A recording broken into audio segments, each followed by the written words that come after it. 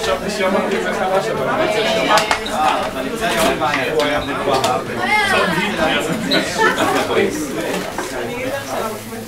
מה יש שם לא?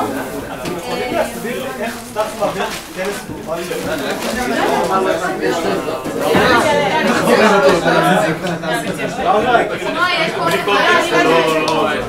לא? לא שמעתי כלום.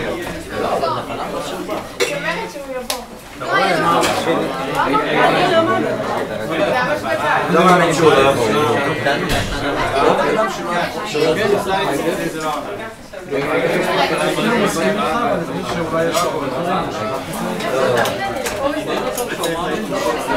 אני בטוח שהוא אמר לנו לפגש ביום ראשון. זה לא שלנו, זה לא אתה. הנה מה השאלה? זהו, אתה הייתי נרוק. נשוך על הכפתיים. מישהו זוכר מהבית? אתה אומר יפילו מסיים שאלה. זה לא שיש לי גם משהו אחר.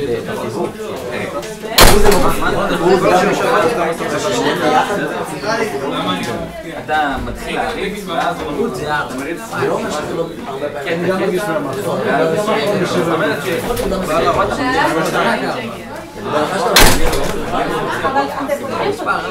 אם לדוגמה לא, אתה יודע שיש. אני שנתיים וחצי לא יכול למדתי איך אני לא חושב לא יודע איפה שצריך להשקיע אני משקיע אבל זה עניין של למה לשמור גם שאני מבין פה שצריך כמה שאלות רגע סטטיסטיקל ככה את הספקתי להיפר לא תמיד אני אומר זה מלא אז אתה בטוח זה מה אתה משהו תעשי אתה שומע איתנו להשלים זה לא עובד כל הכבוד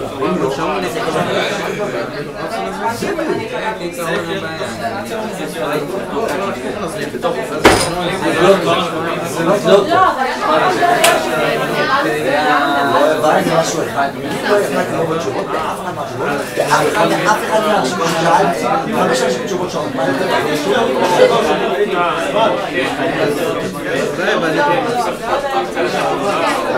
לא, הייתי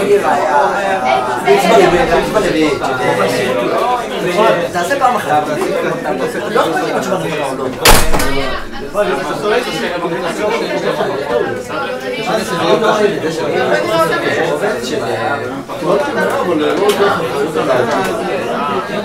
או לא באמת, תסתכל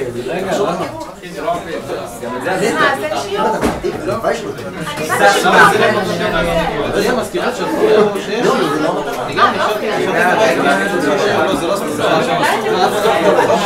זה לא ספציפי להתבטל השיעור?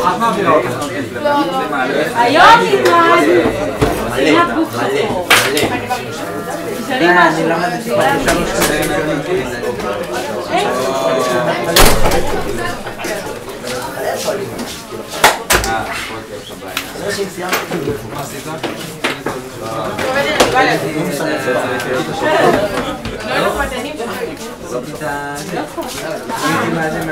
יש פה, אוי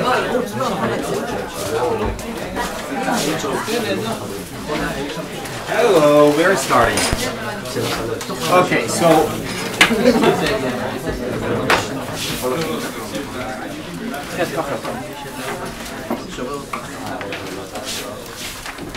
we have seen last week that both the Debye and Einstein model,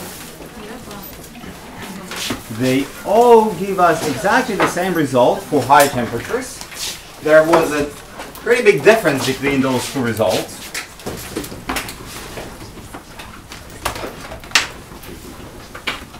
Okay. So this was Einstein, and this was Debye. And the nice thing about this behavior is that for high temperatures, Bose-Debye and Einstein gave us exactly the same result. They all converge to 3 and K Boltzmann. So this is the result that we obtained. Big difference for low temperatures, exactly the same behavior for the specific heat for high temperatures. Right? Now, there are behavior of waves for Debye and there is behavior of particles for Einstein, but it doesn't really matter. And also in experiment we see exactly this prediction. The specific heat converges to a constant value which is exactly some number, which is the number of molecules inside the system, multiplied by K Boltzmann. Now, why is that? So the reason for this behavior, convergence of the specific heat to a specific value, which is always 3n multiplied by K Boltzmann, is the outcome of something that is called equipartition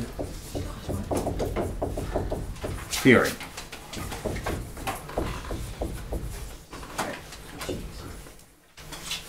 What is this equipartition theorem and how does it help us? So let's look on a single particle. That's the energy of this particle is 1/2 mv squared plus kx squared. So we're looking on a single particle that has a kinetic part, a kinetic energy, and potential energy of what of a regular harmonic oscillator. H? H is the Hamiltonian. No, but in H. This is H. It's like this and this and this. Okay, but writing it fast.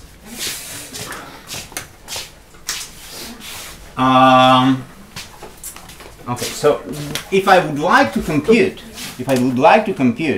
the partition function, classical partition function of this Hamiltonian, so what should I get? First of all, let's write it down in 2 different coordinates. So I would like to write it down as a p squared plus b q squared. Okay. P is my momentum and q is my coordinate. And I don't really care what are those numbers a and b's are. Right? We'll see later that it's absolutely not important. Okay.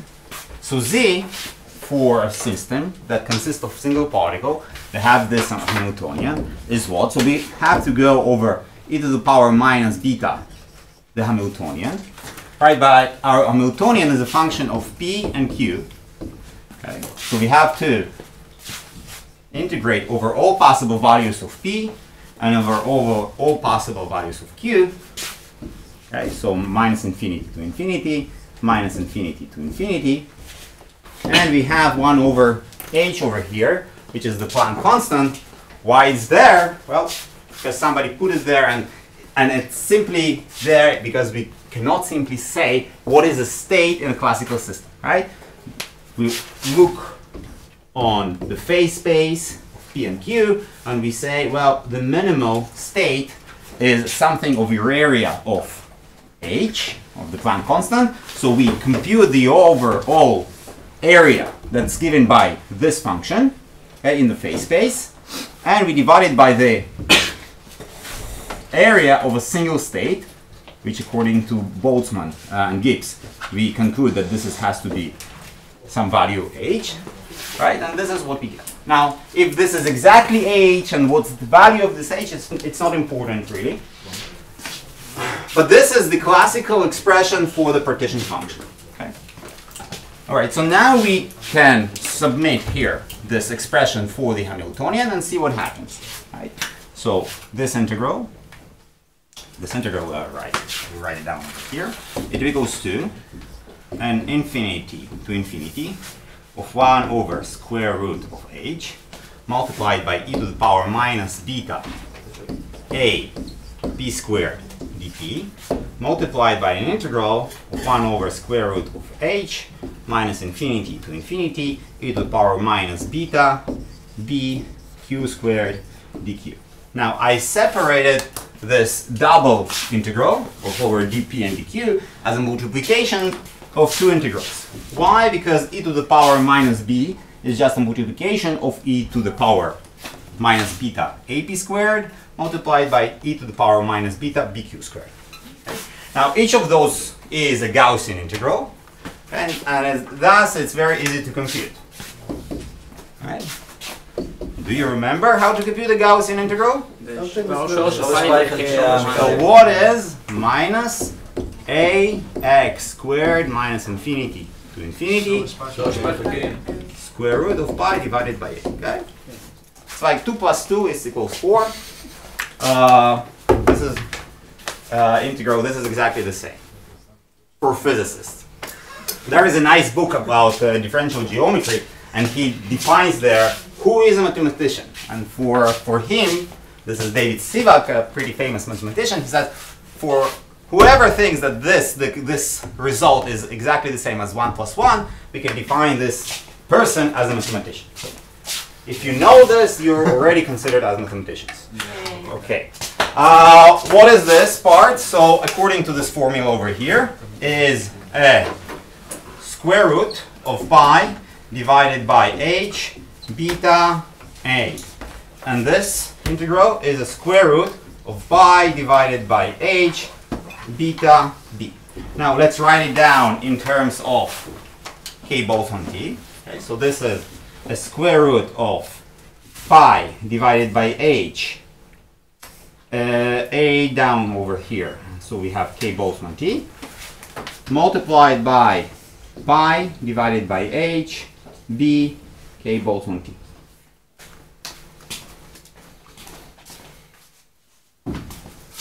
Okay, so now that we have the expression for the partition function, we can write down some physical expressions like the free energy. Okay? Because eventually we want to connect all of this stat mech to some thermodynamical quantities that are measurable. Okay? Okay, so free energy is minus 1 over beta log of z. Okay, so we have minus k Boltzmann t, and when we look on log of z over here, what we have a log of a square root of pi h a k Boltzmann t multiplied by a square root of pi h b k Boltzmann of t. Okay, let's split it into two integrals, two logarithms. So we have minus k Boltzmann t, a log of a square root of pi divided by h a k Boltzmann t minus k Boltzmann t log of square root. You know what? Let's write it down without the square root. Put the square root outside of the logarithm. So this is k Boltzmann t divided by 2, k Boltzmann t divided by 2. We don't need the square root over here. And we have pi h b k Boltzmann t. It should be minus f. Great. Now we are going to calculate from f the entropy. What is the relation of between entropy and free energy? Derivative with respect to temperature? Yep. Now it's easier if one remembers what is df. Right? df is minus s dt minus p dv. Okay? This is easier to remember. So s is minus df to dt. Okay? So let's take the derivative of this guy. To obtain that s is, we take the derivative of this first part. So minus minus disappears. And we have k Boltzmann divided by 2, a log of pi k Boltzmann, right? Pi k Boltzmann t divided by h a. Okay. And we also have plus k K Boltzmann T divided by 2, a log of, not a log, multiplied by 1 over T. Yep. And we have something else over here. Yes. So what we have, so plus something. You don't like this plus something? No. No, you want me to write it down. Yes. It's not really important, but let's write it down. So, okay. So then we have this plus. Continue it somewhere over here.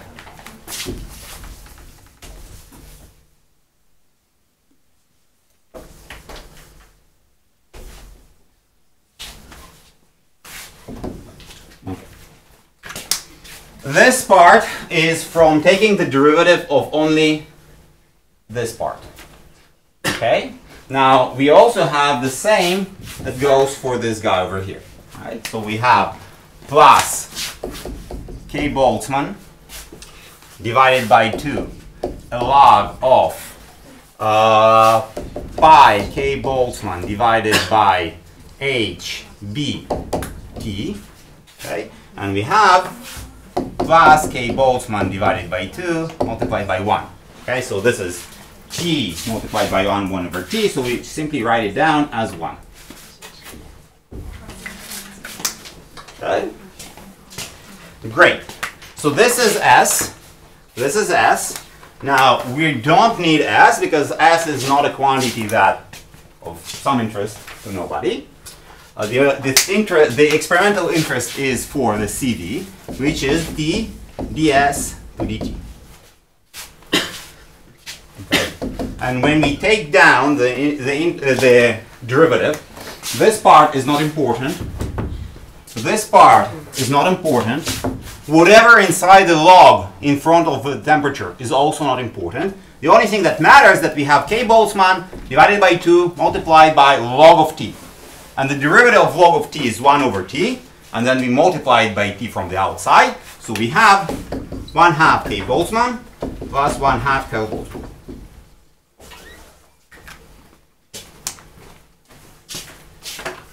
So in general, we can say that CV is what? Is simply K Boltzmann.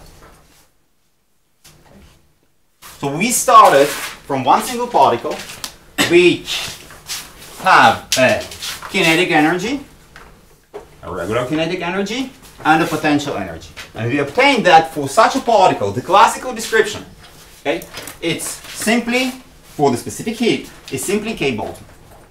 Now, moreover, when we see all this description, we see that each degree of freedom, and in some sense we have P and Q that are 2 degrees of freedom over here. So this guy, it contributed 1/2 K Boltzmann. And this guy also contributed 1/2 K Boltzmann. Okay. Now, this is the part of the equipartition theorem. Equipartition theorem states the following thing, that for classical system at high enough temperatures, we can describe all the particles, okay, this is based on classical mechanics, analytical mechanics, as free particles with kinetic energy and harmonic oscillators. The moment that we have these two descriptions and they do not interact, right? Because if we had, for example, n such particles, what would happen if I would have n particles? So this is d1, okay? And I would like to compute what happens to z1 to power n. Okay? If my total partition function was the nth power because of factorization of the single particle partition function. What will happen? I will perform exactly the same thing, right? The n will come into a prefactor, and I would obtain that CV is simply n multiplied by 1/2 K Boltzmann plus n multiplied by 1/2 K Boltzmann. And that's it. So each degree of freedom in the phase space, P or Q, due to the parabolic nature, how it enters into the energy, is going to contribute to the specific heat only 1/2 K Boltzmann, and that's it. Now, if we don't like to think in terms of what? If we don't like to think in terms of specific heat, remember how the specific heat is connected to the energy. So CV is du to dt, right? Which means that specific heat for a single particle or for a single degree of freedom is going to perform what? U for single degree of freedom is 1/2 K Boltzmann T.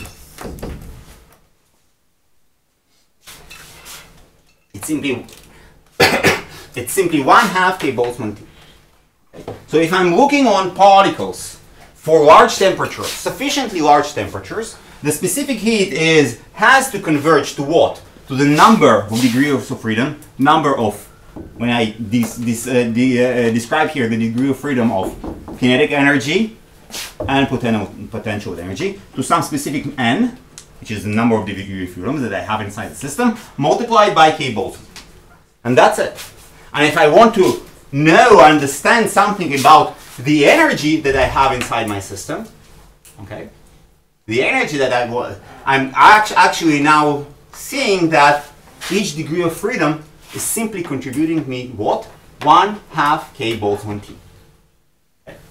Now this is interesting because immediately I can relate the temperature to the average kinetic energy that I have inside my system, right? Because what is U over here? The U is the average energy, which is the average 1/2 mv squared. And it equals to 1/2 K Boltzmann T. Okay. So this is the relation between the average kinetic energy, or one can say maybe the average velocity of a single particle to the temperature of the system. So basically, how fast the particle rattles inside, okay? What is the velocity of the particle, average square velocity, is basically the expression of the temperature that we all know and use. Okay? So we can relate, using this equipartition theorem, temperature to something what is happening on the microscale. This is basically why Debye and Einstein and any other theory has eventually to converge to this statement: large temperatures, everything goes to a constant.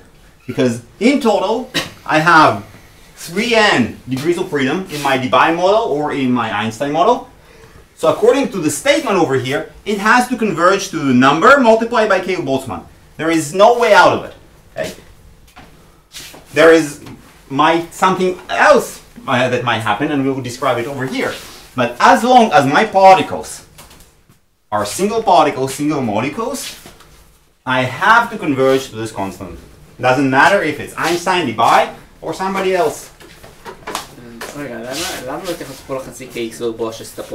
No, so it's the same. It's the same. Something that we do know from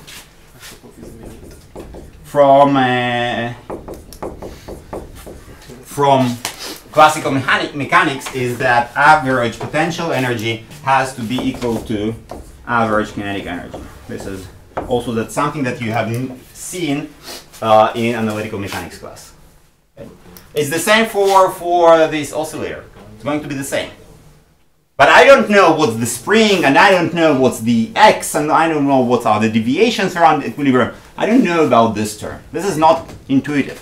This term is very intuitive. I'm looking on a single particle and asking how fast it moves. And how fast it moves, right, is exactly the temperature. Why it hurts when you touch something extremely hot? Have you thought about it? Why it hurts? Well, there are nerves, right, in our hand, and eventually the nerves are transmitting a specific signal in our brain. But it actually hurts because there are molecules in a hot object that are hitting our hand, and this is how they affect us, and this is why it hurts. That's all. Now there is an interesting question. Why it also hurts when it's cold, right? Try to touch something that's cold, it also hurts a little bit. It's this is already about the operation of the neurons. Great. Now, so if I'm looking on any description of the specific heat using this equipartition theorem and knowing that for large temperatures, the specific heat has to converge to number of molecules that I have inside my system multiplied by K of Boltzmann, I always expect this behavior. So this is CV. This is temperature. And if we divide it by K Boltzmann, right? If we divide it by K Boltzmann, they have exactly the same units. What we expect to see is that I somehow start from zero, and it's here the motion is coordinated. Many particles move together, so it's not simply a lot of single particles. And then it rises, and then it converges. Okay. And I know that this guy over here is 3m. Okay. Now, what will happen? So, I perform this experiment. I'm extremely happy. Well, something going on here. I can use Einstein, I can use Debye, I can invent a new model, depend on the solid, depend on whatever I'm measuring. Okay? But as I'm increasing my temperature, at some point it saturates, nothing happens, I am extremely happy because I know something about the system and I know how many degrees of freedom there are inside. Great. What I expect to happen if I will take this and I will continue it even longer, my temperature axis. So in reality, what will happen? I will continue this line a little bit and then I will see an appearance of another stair. Okay. So what do you think happens over here? We know from the equipartition theorem that it has to converge to a constant. I go to experiment, I observe this constant, I increase my temperature, and then I see another stair. No. No. No. Oh, exactly. So where can the another step can appear? Exactly. So we know that here is 3n. Okay, if it's again saturates, and we can use again the equipartition theorem.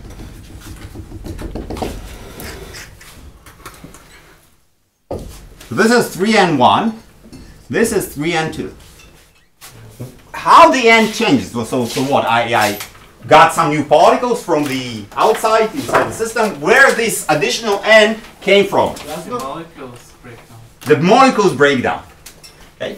So what we used in our equipartition theorem, we assume that we have particles, or we have balls, or whatever what we imagine. But nature always looks like, so here we had one particle. And those particles are becoming non-interacting and they don't care about each other. But actually inside all of those particles, there are some subparticles, right? The molecules are composed of whatever. Ask any chemist. There are some atoms or smaller molecules that are sitting in our balls.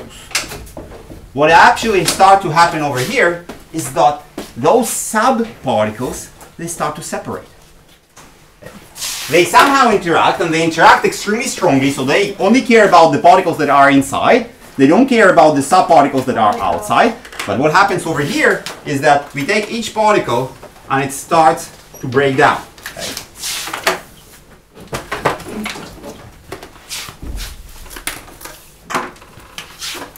We have smaller particles that are now converging or appearing due to, we increase the temperature. The temperature is what?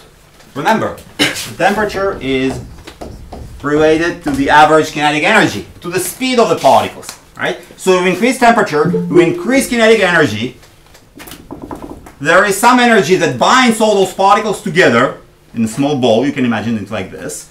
Okay? But you increase the kinetic energy even more, so all of them want to spread out and break down, and they stop caring about each other at some point. So we obtain new molecules. Okay? And when we continue this on and on, right, we can still further increase the temperature and obtain another step. And each step that we see on this line of the specific heat, what it tells us, at some point we are breaking the energy. So approximately this step is related to what? To the energy that binds those molecules together. Right? We need to overcome this binding energy, and how we overcome it. We overcome it by increasing temperature. We overcome it by increasing what? We overcome it by increasing the kinetic energy, and the particles escape and stop caring about each other. Okay? Think about it like in classical mechanics. You have this planets, right? So this is you, and this is my planet, for example. And usually we are saying, well, we have a bound state. If we have a gravitational potential, we have a bound state. So if the total energy is below this value, the particle is going to oscillate inside over here, so it's bound, right? It's bound to the sun. But as I increase, I pump inside more and more energy. As I increase my energy, the particle that is sitting here, and it's bound to another particle, like Earth to the sun, if I increase that kinetic energy, what will happen, it will break loose and get out of there. Get out of this potential well. And each step in the specific heat is approximately the binding energy. Yes? When you split atoms to plasma, you also see this? I don't never see this. I'm an theoretician. But you have to go to extremely high temperatures. So I'm not sure that by simply heating it up and not introducing energy by some rotation and etc., it's a very efficient method. I'm not sure about the efficiency. So this would work. The question is how large the temperature I need to get. It's about the efficiency of splitting it. And I'm not sure about that. Okay, any other questions? They start to jiggle. I heat them up and they jiggle and jiggle and jiggle till they break out. Exactly. Because temperature is the kinetic energy. It's exactly the kinetic energy. So what is the bound state? This is how do you remember what's the bound state? That's a bound state. And you eventually escape it. Alright. So I'm not sure whether to skip the next question because you heard about it probably a lot, but for the sake of continuity of those lectures, let's try and run through it fast. Okay, so this is black body radiation.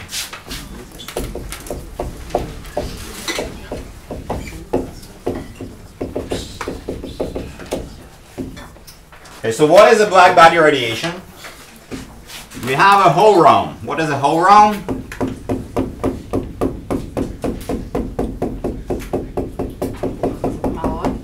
Exactly. So whole realm is basically cavity. Alright, so we have a volume and there is nothing inside this volume. Okay? Well, there is nothing inside the volume, but there are some electromagnetic waves that are hitting the boundary of this cavity. So they're hitting the boundaries, they are absorbed, and after a while, okay, they are getting outwards. Okay. So we have radiation waves, basically photons. Right? They sitting inside this cavity, and they absorbed by this black body. Okay, and they are after a while, due to temperature, body has a specific temperature, they are sent back into the cavity. Now, this is how equilibration happens, right? So what's an equilibration? Think about it. This is a system, and there is a lot of waves that live inside the system. They absorb, okay, and then they are set back. They absorbed and they are set back. At some point, there is some steady state that occurs, and we assume that the steady state of this process of waves absorbed or photons absorbed and photons set outward into the cavity. At some point, everything is in steady state, so the amount of energy that is getting to the body is the same amount of energy that is getting outside of the body, and we assume that this energy is exposed in terms of waves, right? And this system of waves has what? Has an equilibrium. Now, what we learned from the Debye problem. We know how to treat waves. We know how to compute partition functions of waves. We know that when the waves are not interacting, and the waves here are not interacting, right? The waves are interacting with the body, but they do not interact with themselves. Right? And we already know how to basically compute the density of states for the waves. We know how to compute the the partition function. So we know how to compute everything, and when I mean everything, is basically the free energy of this system of waves.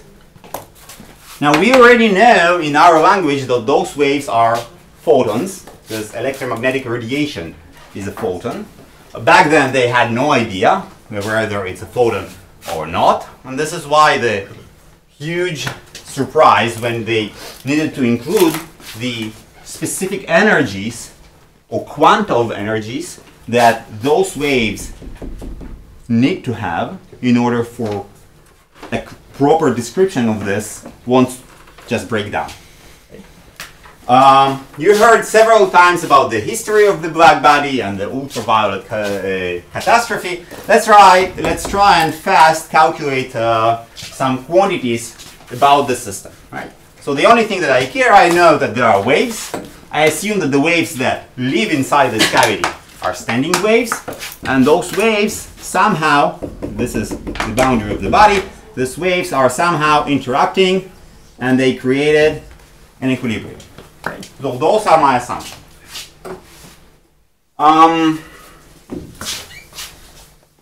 Now, I start here from scratch saying the waves are not interacting. Remember, in Debye, Debye had to work really hard in order to obtain this result that the waves of particles, those phonons, are not interacting.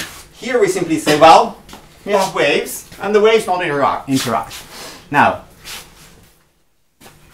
what we also know is that those waves has quantas of energy. So the energy of each specific wave, which depends on the frequency of the wave, is n h bar omega, where is n equals to 1, 2, 3, or 0. Okay? Up to infinity. So if I'm looking of z of omega, it is a sum of n goes from 0 to infinity of e to the power minus beta n h bar omega, which is simply 1 over 1 minus e to the power minus beta h bar omega.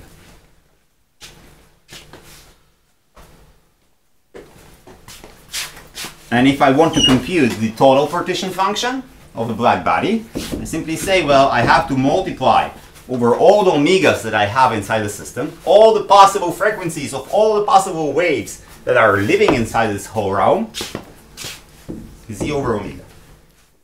Now, partition function is nice, but the thermodynamical quantities that we are usually using are free energy, right? Entropy, energy, or whatever. So, in order to do this, we need to calculate the log of z. Okay? And when we calculate the log of z, everything becomes nice, right? Specifically, we know that the potential energy, or the average energy, not just potential, the average energy of this whole system, okay, according to statistical mechanics, is d to the beta of log of z minus. Okay, now, the moment we have log of z, this multiplication, it becomes what? Sum. A sum. When we have a sum, then we need to use, we can cross from this sum of to the integral. And in order to describe the integral, okay, we need a density of states. Okay, so this is the way that we are going to treat this problem. We want to take this derivative. We express log of z as a multiplication. Log of a multiplication becomes a sum.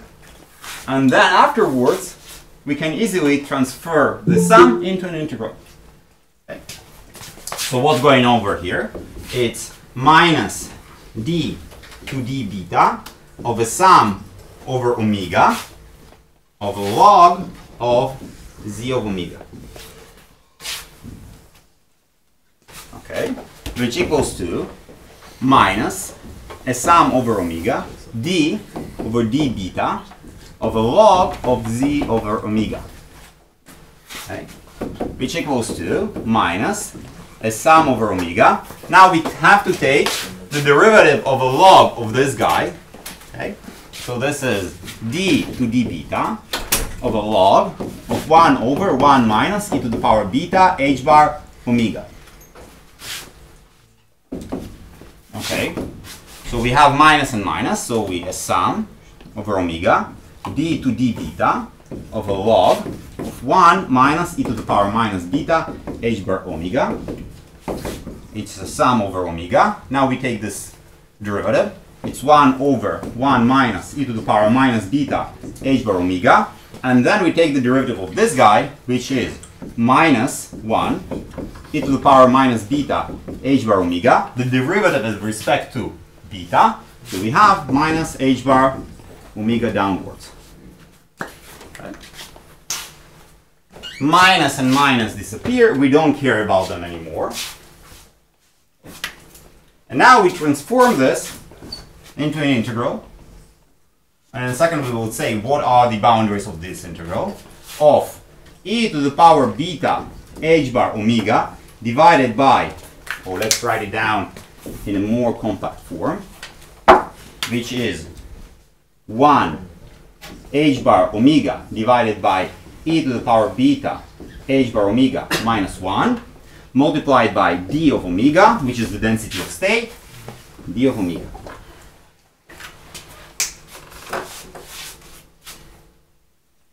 Alright, so first of all, the boundaries of this integral. What are the boundaries of this integral?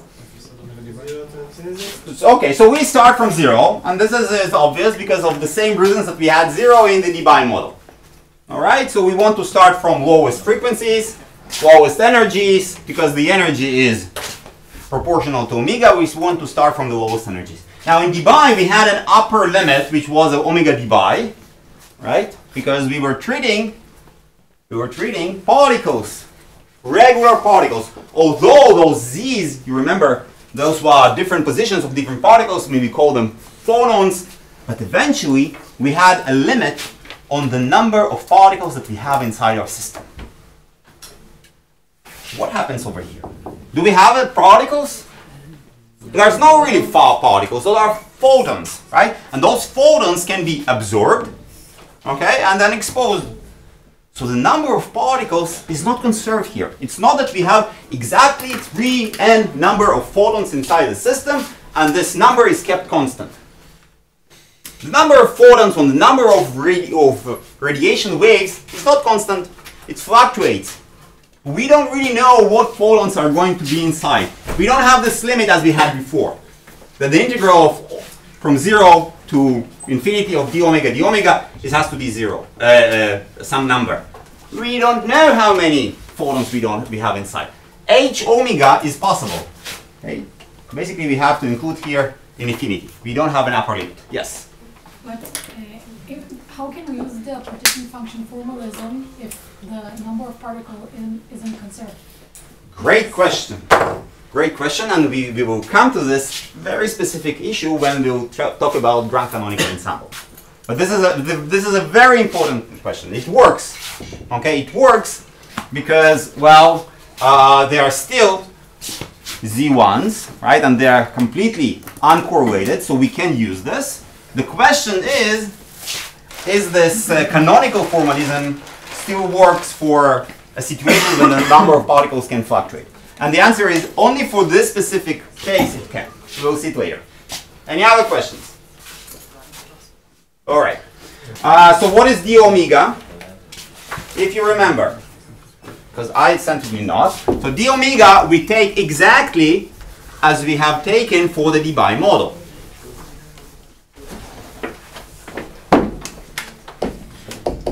So in the Debye model, what was the d omega? It was v divided by 2 pi squared multiplied omega squared divided by oh yeah, but I assumed what? That k omega equals to omega divided by c. Okay. Now, so I have volume of my whole round. I have 2 pi squared. I have the frequency squared. And here I had c squared, right? Or c to the third. C to the third. C to the third. Okay. C to the third. And how many c to the third I have? 2. Why 2? So what we had in Debye model? In Debye model we had 3. Okay. Why? Because we have 3 wave vectors. We have 1 from longitudinal waves and 2 from transversal waves. Yes. So the answer is, for electromagnetic waves, there are no longitudinal waves. Only transversal waves. So we have 2 vectors. This is why we don't need the third. We only keep 3 1 omega c to the third. Okay.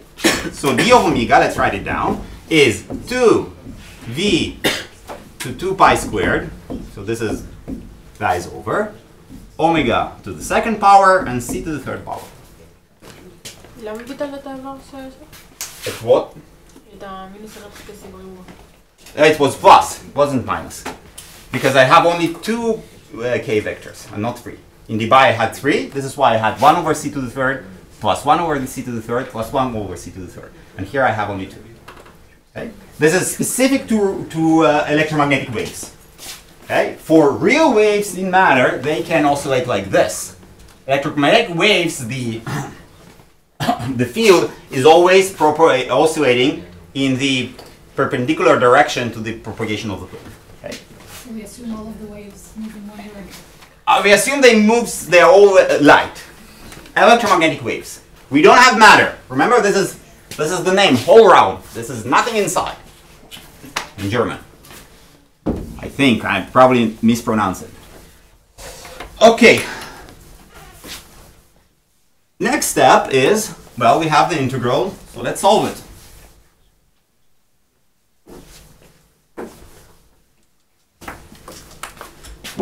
So we obtain that u equals to an integral from 0 to infinity h bar omega divided by e to the power beta h bar omega minus 1. And here we have v by pi squared omega to the second power c to the third d omega.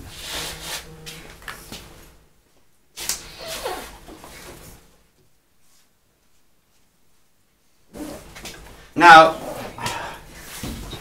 if I would like to express this is the average energy, right?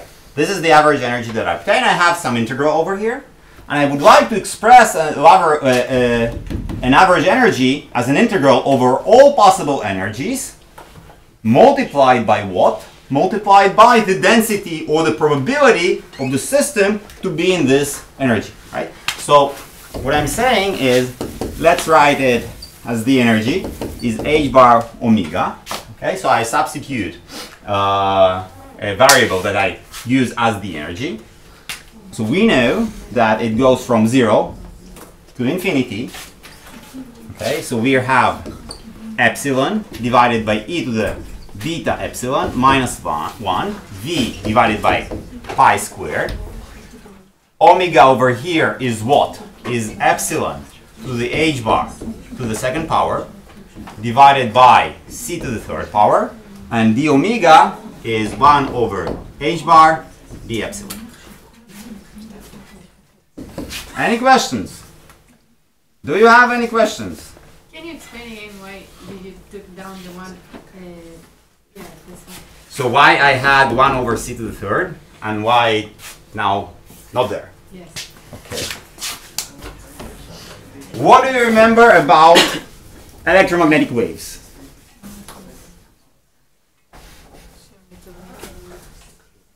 This is the only thing. So if I have a wave that is propagating over here, okay, there is a plane. So this is x, this is y, and this is z. Oh, it can be z. Y and z. Okay. So if the wave is propagating in this direction, the only waves that survive are somewhere living in this plane that's perpendicular to the y-axis. Okay. This is the property of the electromagnetic wave. Okay.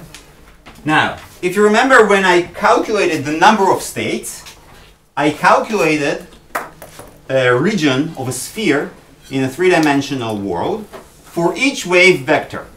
Now, if I have 3 wave vectors, each of them contributed to this prefactor. Okay?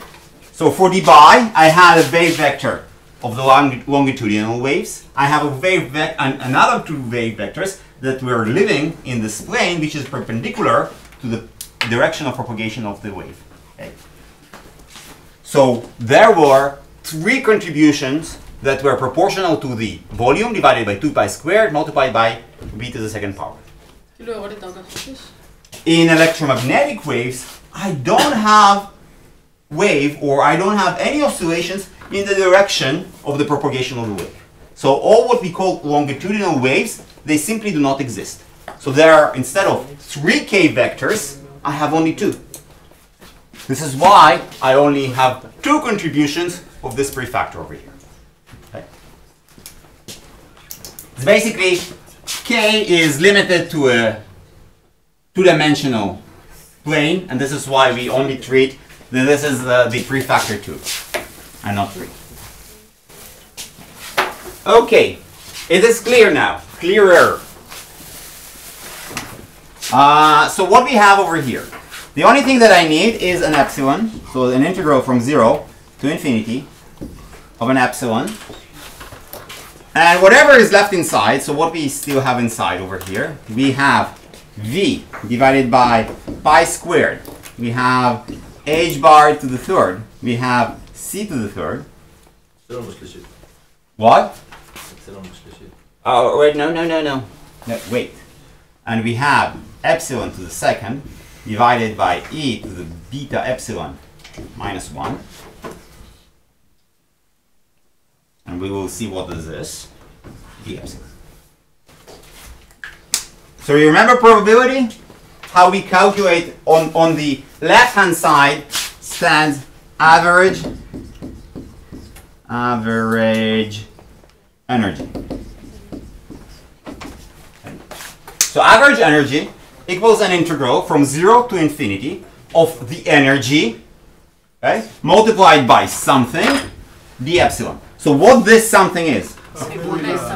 Exactly. So this is the PDF. The energy probability density function.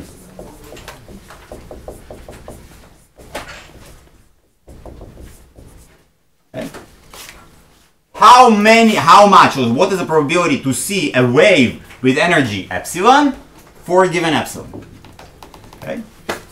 So if you measure or look on the spectrum of all the waves, so if you make this hole round and you make a small hole inside it, so you let some of the wave escape, so you can look on it, otherwise you cannot look. Now the hole has to be small enough in order not to disturb this equilibrium. And you look on the spectrum of this wave, you look how much energies are there inside. Okay. So what we will obtain is that it's going to be described by this function over here.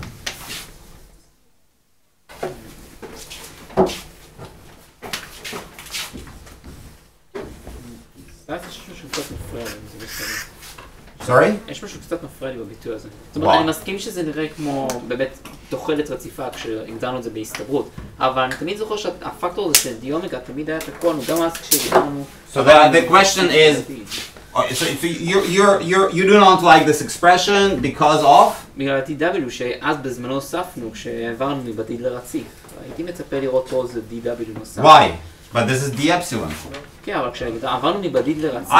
What been before? Now we have an expression. Look on the expression, okay? And the expression simply says that this is an epsilon. This is on the left hand side, we have average energy. This is an integral of epsilon multiplied by something. By definition, what this something has to be. That's it. So this is... Exactly. How we got here is a story. We have, you know, we walked on this path for 2 weeks or whatever, and this is what we got. Okay, so this looks like what? This is an epsilon. This is a P of epsilon. And this guy looks like it has a hump. Okay. Now, eventually, so it rises up, and at some point it rises up. This is a prefactor. When epsilon is small, basically we have beta epsilon divided over epsilon, so this is linear over here. Then it rises up, it has a maxima, and then it falls down. Okay. Now, this is what you observe in experiment. This is what you observe in experiment. How it's related to what you know as the ultraviolet catastrophe and stuff like that. Yeah, so ultraviolet catastrophe. So if you take the classical theory of waves and you forget this quantum thought that each wave can have what? A quantum of energy. If you forget about it, right? And if you look and you use only classical theory, right? Then all of this will look like this. It explodes. Okay? This is of course impossible. Okay? Why is impossible? The possibility that you will have larger and larger and larger energies. Okay? Larger and larger energies inside the system. Now, this is not what you see in experiment, and this is actually absurd. Right? Why it's absurd? You think that you're looking on smaller and larger and larger wavelengths, and you smaller and smaller wavelengths, and you have that there are more and more waves. So basically, there should be huge number of waves with large energy. You don't see it, and this energy, well, it has to come from somewhere. Right? Yeah, well, there can be fluctuation extremely small for large energy. But the probability cannot rise to infinity. A, it's mathematically impossible. B, physically we need to get this energy from somewhere. Okay? And this is what it tells us. The more energy they have, the more favorable the system is. Now, where this energy can come from? It's impossible. There is limited amount of energy in our world. So, this is the catastrophe. They understood that something was wrong. Who solved the problem? Planck. What Planck basically mathematically pushed inside this theory is this quantas of energies. Right? You remember that we said each wave has a partition function z1, which is a sum over n from 0 to infinity, e to the power minus beta and h omega. The moment he included this stuff, and they had no idea why, right? So basically he needed to fit this function. He knew that this came from an experiment.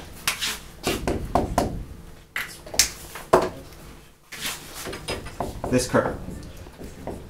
And what Planck have done is invented a specific form, mathematical form, such that he can push inside this formula over here in order to obtain the observed curve.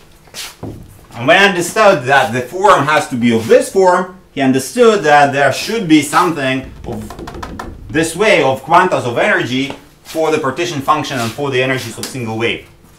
Why they had no idea, but it worked somehow, and it opened the door for our understanding of quantum mechanics. Later on, photoelectric effect, and etc., etc.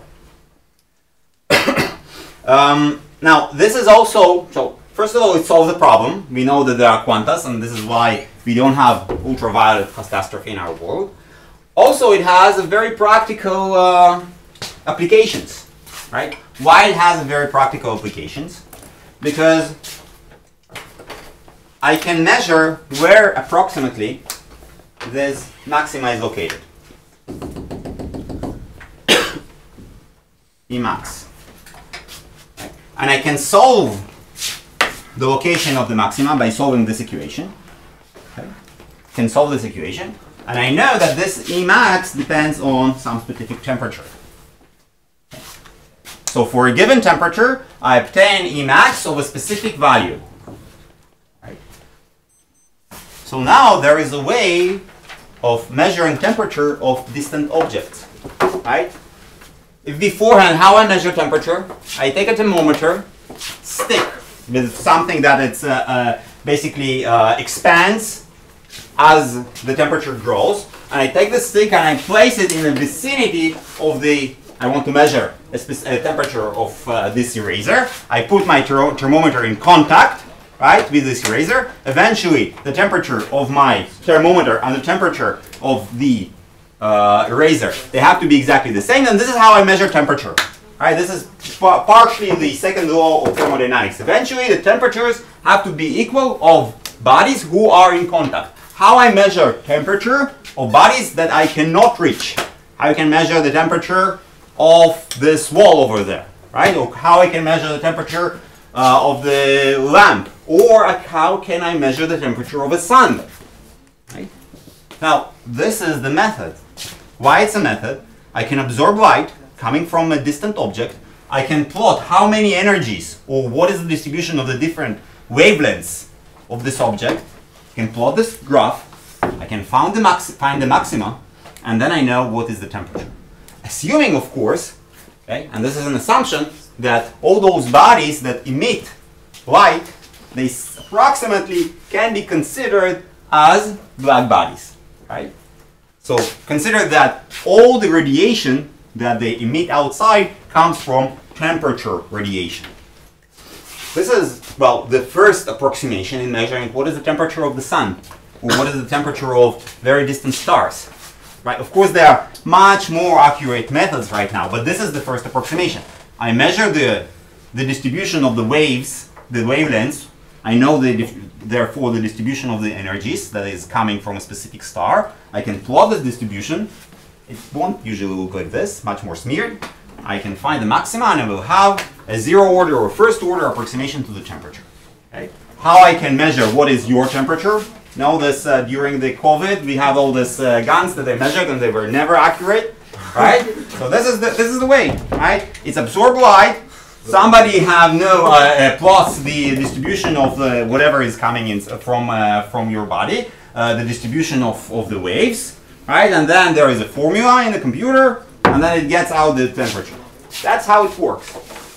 Of course, based that everything that we emit outside is what is rooted in the temperature fluctuation that we have inside.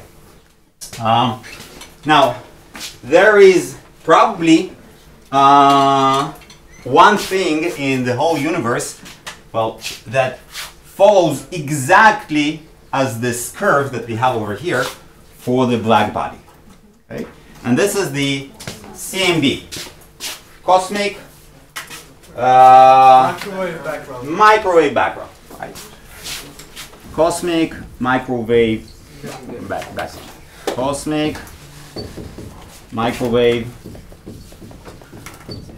background. Background. Radiation.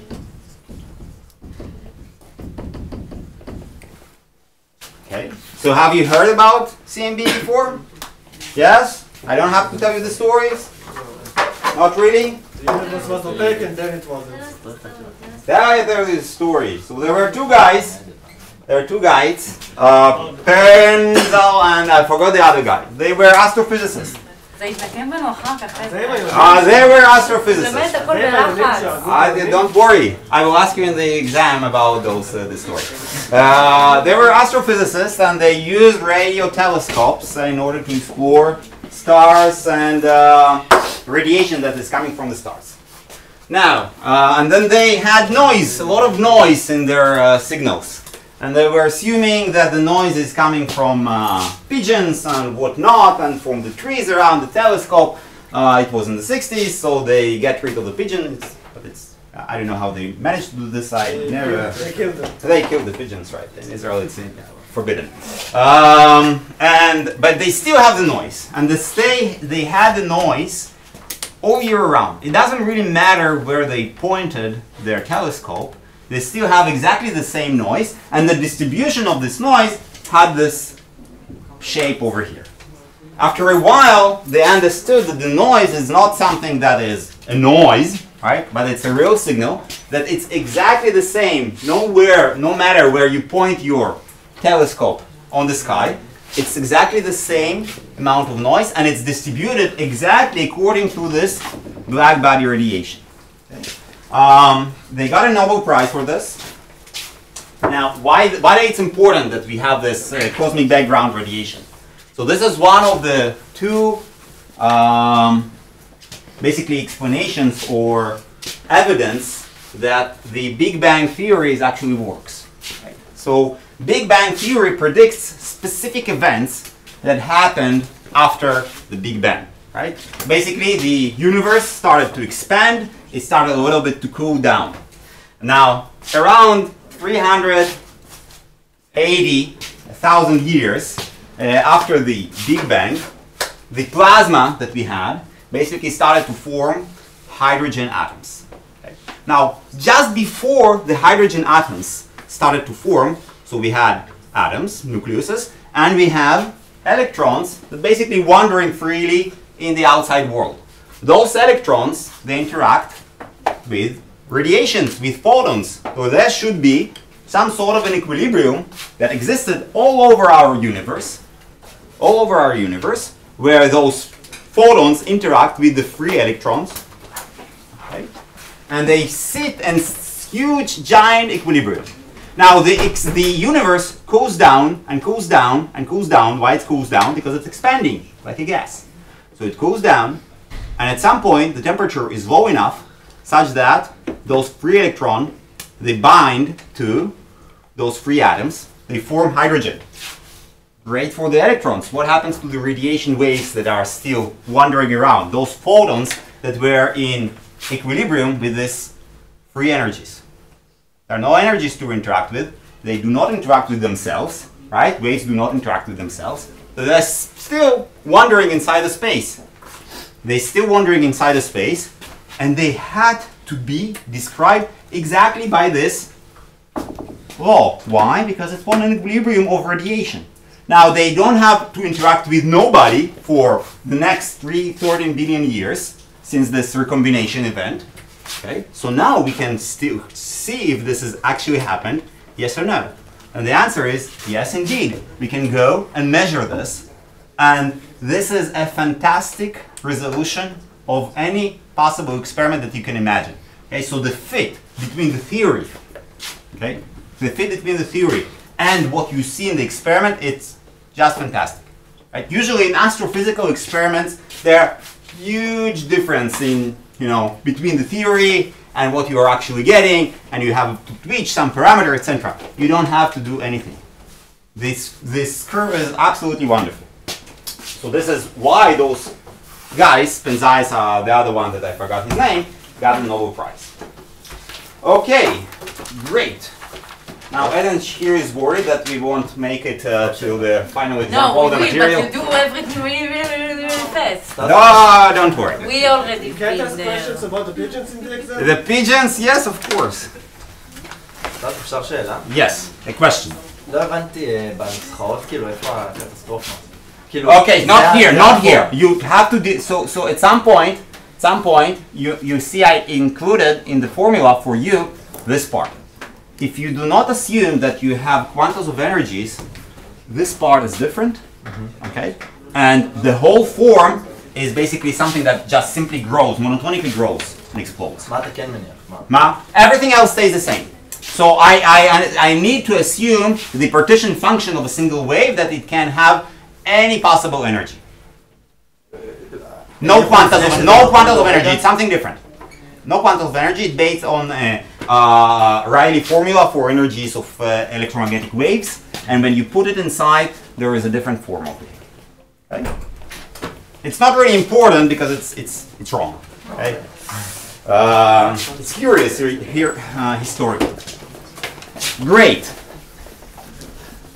Okay, so we still have something like 20 minutes. Let's try and finish all the material in 20 minutes. So Ellen will be satisfied. I'm joking. Okay, so something nice.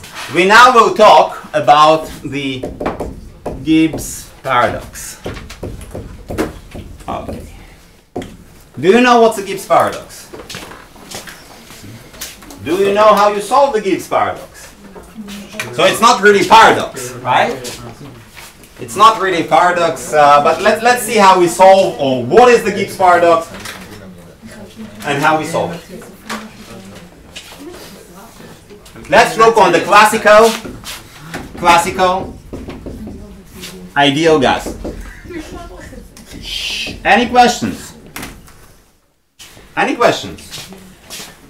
You want to tell me? You want me to tell you another story about the Gibbs and the paradox? Okay. So what is the partition function? What is the partition function of the ideal gas? So there are only the energy is minus beta px squared plus py squared plus pz squared. All of this divided by 2m.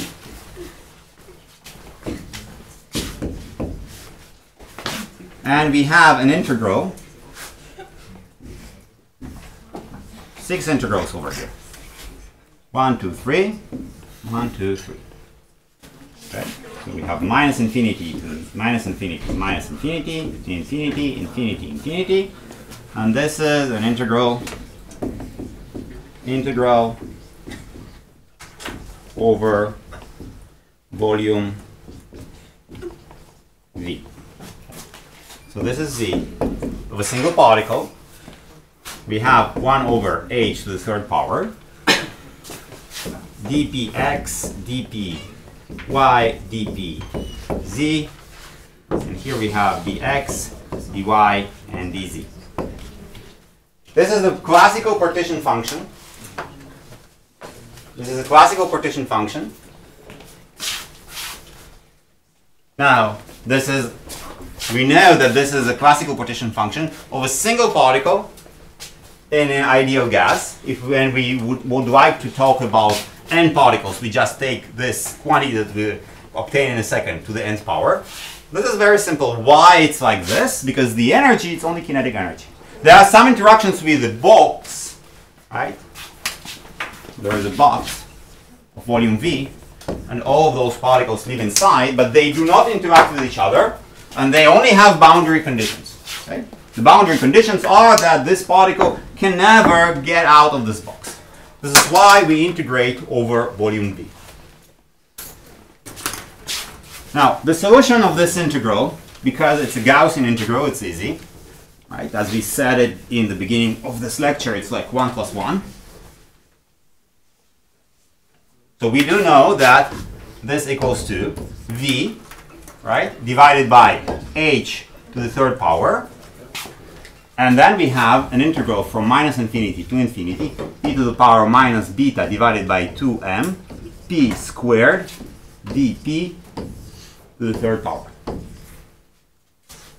Okay? Now, we immediately see that this is a Gaussian integral. So this is simply v divided by h to the third power. This integral is a square root of pi divided by 2m by beta, right? Mm-hmm. Beta and to the third power. Okay, so what we have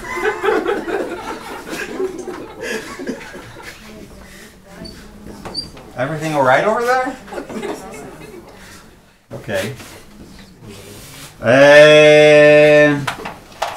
Here we have pi 2m k Boltzmann t, right? K Boltzmann t 3. Do you want a break? Not really. Okay. So this is the partition function of one single particle. What happened to the square root? Yeah. To what? To the square root. To square root 3 divided by 2. Thanks. Okay. So this is the partition function of a single particle. Now what we're going and doing, we're saying, let's take this quantity, which is z of single particle, and we take it to the nth power, because we have in total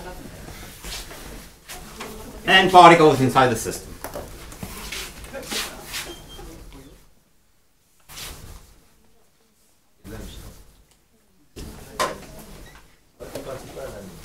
Okay, so z is z1 to n, right?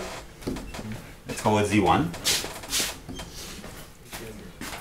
So we're getting that the partition function is v by h to the third power, 2 pi m k Boltzmann t, 3 n divided by 2. Well, nothing wrong over here. But if... Sorry? Yes, absolutely right. V to the n, 3 to the n. Okay. Now, what I'm telling you is, let's compute something which is not partition function, but something that can measure and something that we have specific restrictions about its behavior. So this is like the free energy, which is -1 over beta log of z. Okay. So what we are getting here is that we're getting it minus k Boltzmann t log, or we can take the n over here, n, and here we are having v divided by h, the third power, and here we have 2 pi k Boltzmann t 3/2. M.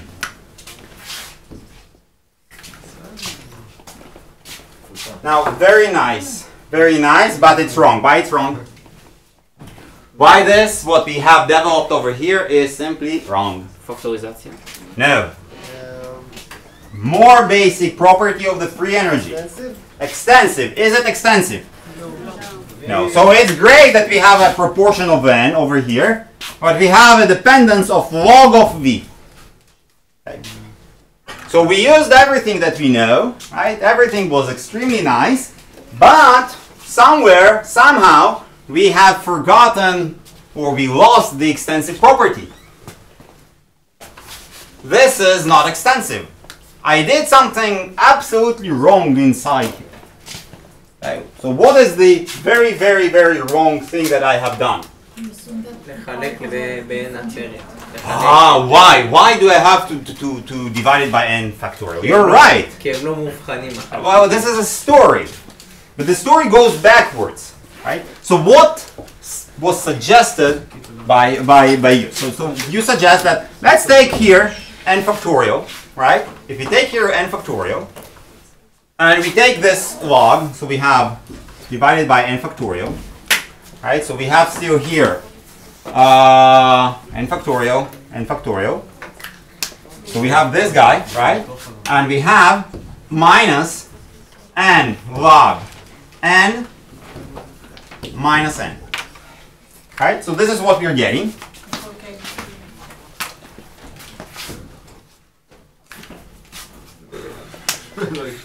Right? Where is KBT? Oh, probably this one. Okay, KBT.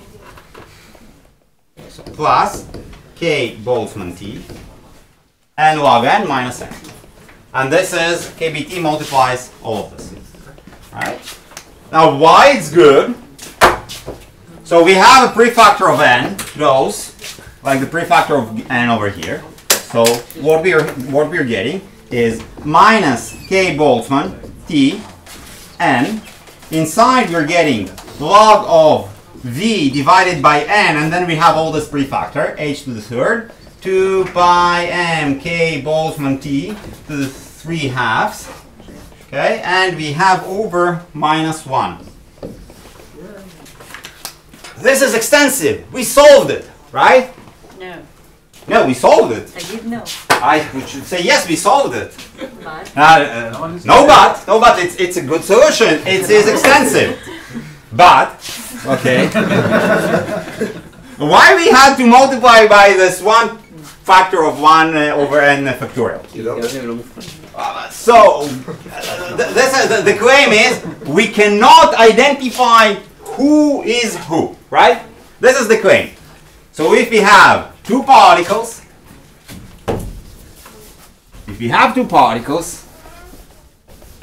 So why didn't we do this in the design model? wait.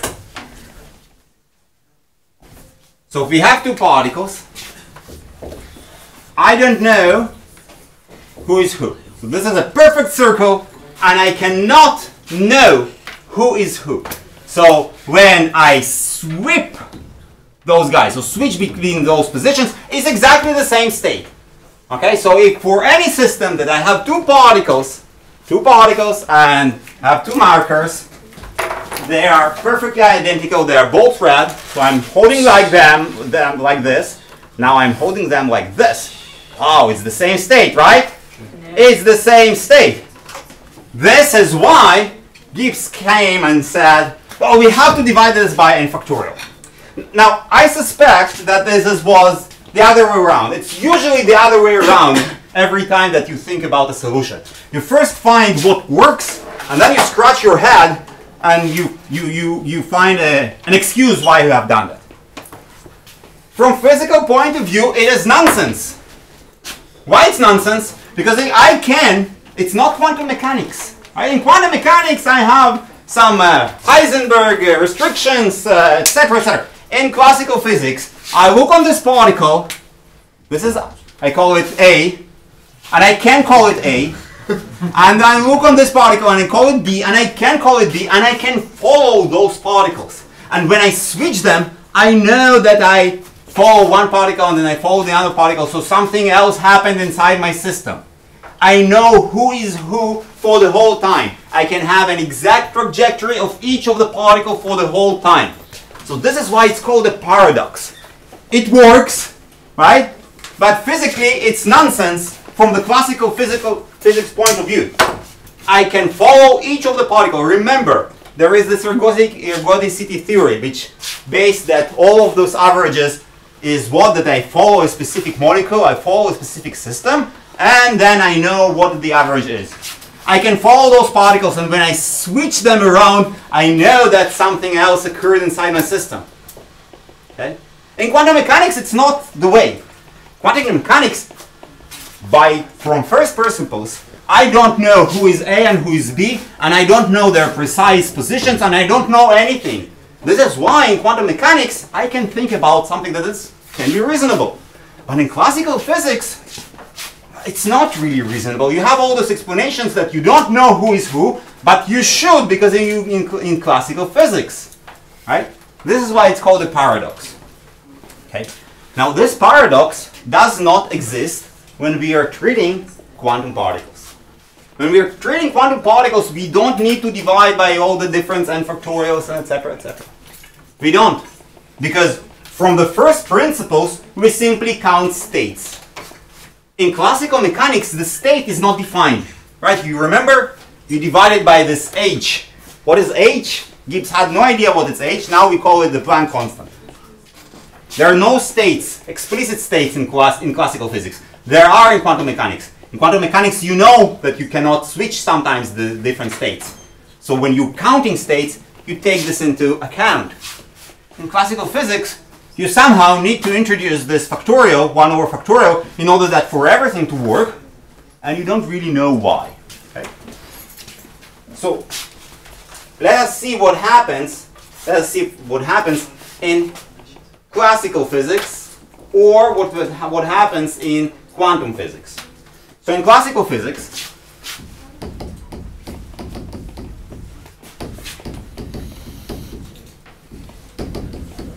okay, when we have two particles, and we have two boxes, right? We have box A and we have box B.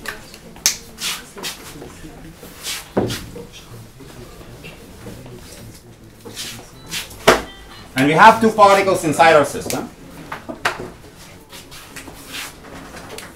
What are the different states that the two particles can have? Over here, right? This is one state. We have particle number 1 and we have particle number 2. Now we have particle number 2 and we have particle number 1, and we can have particle 1 and 2 in the same box, and we have particles 1 and 2 in the second box. Okay. So in total, how many particles do we have? How many states do we have? 4. How many particles do we have? 9. So what Gibbs suggests, well, we'll make a correction. So the actual number of states in a classical system of two particles, 1 and 2, right, is 4 divided by 2 factorial, which is 2. Okay. What happens in quantum physics? In quantum physics, the particles are truly indistinguishable. We cannot know who is who, and we know that there are two types of particles. One of them called bosons, the other one calls fermions. Where this distinction between fermions and bosons come from? Yes, but even more deep understanding, the symmetry of the wave function. So there is symmetric solution and anti-symmetric solution. And that's it. Okay, so if we have fermions,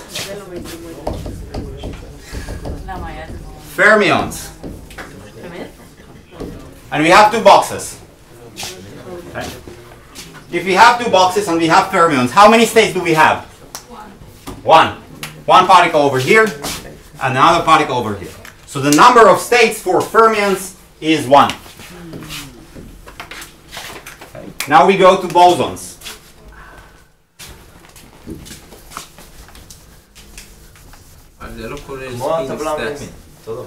What? Sorry? I don't care about spin. I still don't know about spins. But you're right.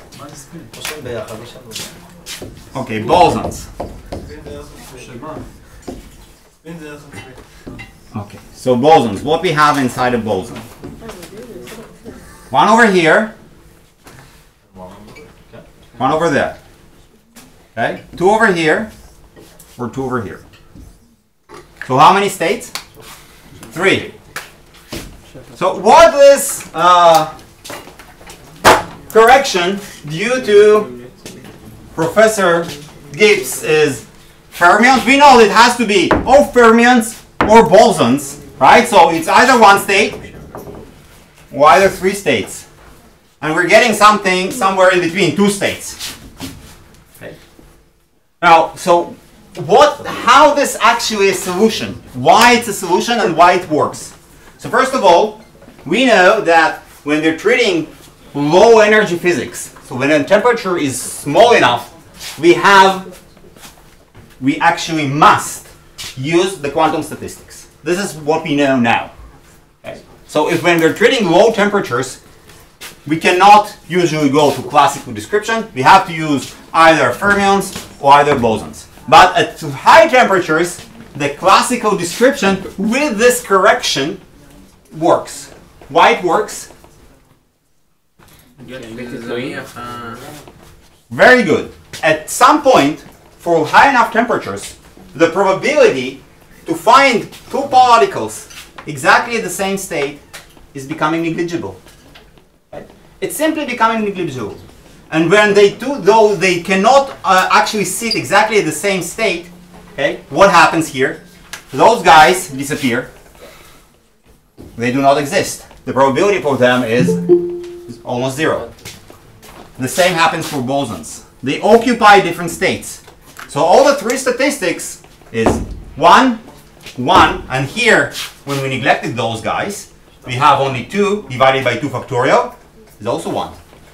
All of them becomes together. So the solution to the Gibbs paradox, he found a way, without knowing anything about fermions and without knowing about anything about bosons, about nothing. He found a way to reconcile everything. And it only works for high temperatures. It does not work for low temperatures at all. It only works because at high enough temperatures, those situations where several particles are occupying exactly the same state and we somehow need to consider it in a proper way, it does not occur for classical physics for high enough temperatures. That's the solution. So how we solve Gibbs paradox? Well, yes, we mathematically divide by n factorial. But classically we need to understand that this is a compromise somewhere between fermions, which got 1, and bosons, which got 4, and it's not working properly. But at high temperatures, somehow the differences between those guys and those guys, they're okay, so it works. Okay, so this is the solution. It's a problem that. But this is 1 and this is 2, so I don't know. It's not 2. It's going to be when you neglect this state and this state. How many states do you have left with? 2 divided by 2 factorial. Okay. Right? אנחנו מניחים פה שתמיד אפשר להבחין. Yeah. Well, I forgot what I wanted to tell you, the punchline, but never mind. Tuesday. There, I'm canceling the lecture on Tuesday, so we will see you next week. אתה גם לא אזיס? אוזיס? מה אוזיס? אין אצלנו פוליטיקאים, למה אתה מבטל? אני לא אוזיס, למה אני אוזיס? לא יודע, שיתמלא, כאילו, אבי נר מבטל בגלל זה. אני לא אוזיס. לא קשור, יש את כל התכנים? מה זאת אומרת יש כל התכנים? ציונים? אני אשאל את תומר. אם זה נאבד זה בסדר. לא, אף אחד לא נאבד. פשוט נתרגל פעם ראשונה בודק תכנים.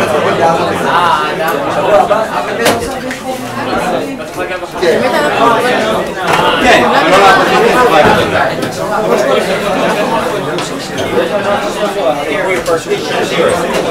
משפט החלוקה שווה.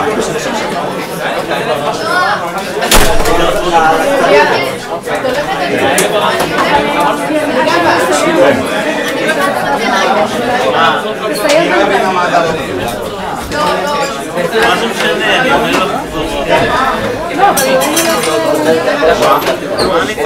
אומר לך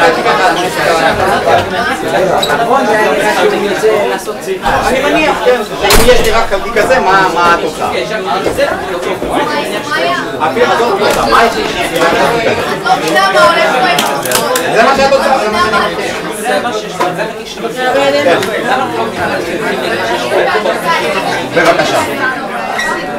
בבקשה. כי בזה יש לי תוצאה שמתאימה לניסוי ועומדת מצוין. בבקשה, אתה רוצה לעשות פה איקס בשלישי, איקס ברביעי, כן, אתה בהצלחה. אני ממש כואב. וזה אחר כך אנחנו רואים שבטמפרטורות גבוהות אנחנו מתקרבים לתוצאה. הפוך, אנחנו לוקחים את התוצאה הזאת, מקבלים תוצאה ואז אומרים רגע, בטמפרטורות גבוהות זה תמיד הולך לקבוע, זה אומר שבטמפרטורות גבוהות תמיד זה מה שמתקיים. כן. כי זה חייב אותו גבוה, נכון? התוצאה הזאת, אנחנו עושים את כל זה בלבלבלבלבלבלה, מתקבלים גבוה? לא, אני בוחר. כן. ככה זה קלאסי. אתה זוכר את זה? שנייה, כן. ראינו שבמערכות גבוהות, אז אין הבדל במערכות כבר. לא, אני מדבר על ה... כן. צרפו עליהם, אני לא רוצה את זה. הם אותו דבר, כולם, תראי, הבוזונים והטורניונים, לא יושבים בו. בטמפרטורות הנמוכות יש הבדל. כן. בעולם בעולם האמיתי את חייבת לדבר על בוזונים וטורניונים, וזה יהיה שונה עבור בוזונים, ועבור טורניונים אנחנו עוד שנייה נדבר על גזים קוונטיים, ואנחנו נראה שההתנהגות גם של בוזונים וגם של טורניונים נותנת תוצאה שונה לחלוטין. זאת אומרת שהתיאור הקלאסי של גז רק מספיק טמפרטורות יש לגבות, כשאת מתחילה לרדת למטה, אז פתאום הכל נשבר, ויש לך תוצאות מעניינות שהם תוצאה של קוונטיות, כן? זה הולכה של חומרים שהם בנויים על אלקטרונים והם פרמיונים, או לדוגמה תופעות כמו של בוזה-איינשטיין קונדנסיישן, שפתאום הכל מתקבץ לך לאיזושהי רמה אנרגטית תחתונה ויש לך על נוזליות או על מוליכות. וגם לגבי הפורמליזם של פונקציית חלוקה, מותר לי להשתמש בה כי אני מתייחסת לשאר חלקיקים כמו עמדת חום?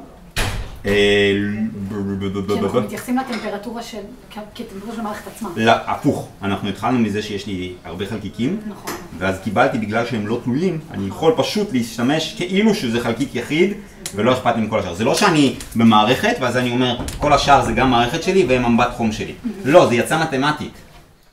זה יצא מתמטית. בגלל התיאור הזה, ברגע שאני יכול לעשות הפקטוריזציה, אני יכול להתייחס לחלקיק אחד, כאילו שהוא לבד ויש מסביבו אמבט חום גדול. זה הבנתי, אבל פה מה אמבט חום שלנו בכל הדברים האלה, נגיד בדיביי מודל, מה אמבט חום שלנו? מה שיושב מחוץ לטמפרטורה הקבועה. אוקיי. נכון? או זה איזשהו גוף, ואנחנו שומרים על הטמפרטורה הקבועה שלו, אז כל מה שמסביבו זה אמבט חום. הוא בעצמו, הגלים שלו זה לא אמבט חום, מה שיושב מבחוץ. לדוגמה, בהול ראונד, הדפנות. יש לך טמפרטורה גבוהה שגם במערכת יש טמפרטורה. בדיוק, בדיוק. סבבה, תודה. כן. כן.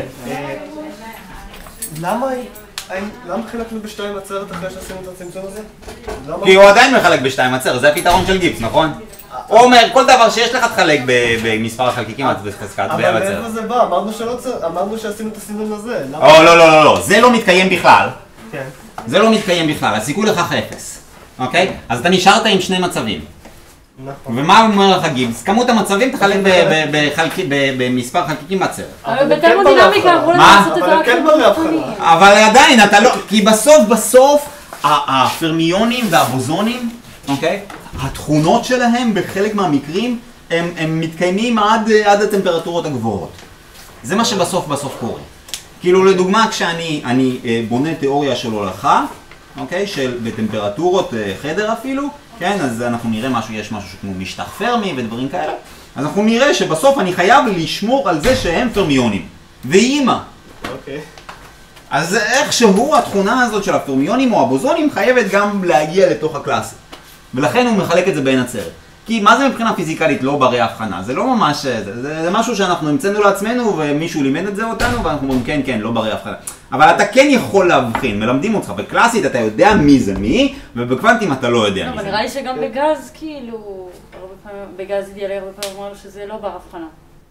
אז לא בר הבחנה, אז את צריכה לשנות איכשהו את המערכת שלך. אז זה לא סתם בחזקת N. קיצור, זה... אז מעכשיו תבין לחלקים? לא הבנתי. מה?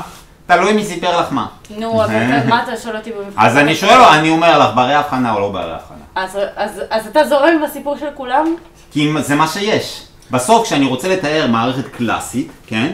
ואני רוצה להשתמש בפורמליזם של גיבס, אני מחויב לחלק את זה ב-N עצרת.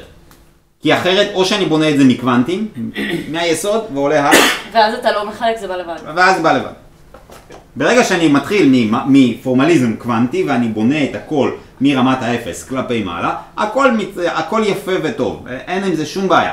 ברגע שאני מתחיל להסתכל על זה כמו על גיבס, ובמערכת קלאסית, אז אני כן חייב לחלק, כי לא בניתי את זה מקוונטים, פשוט נפלתי על זה באמצע.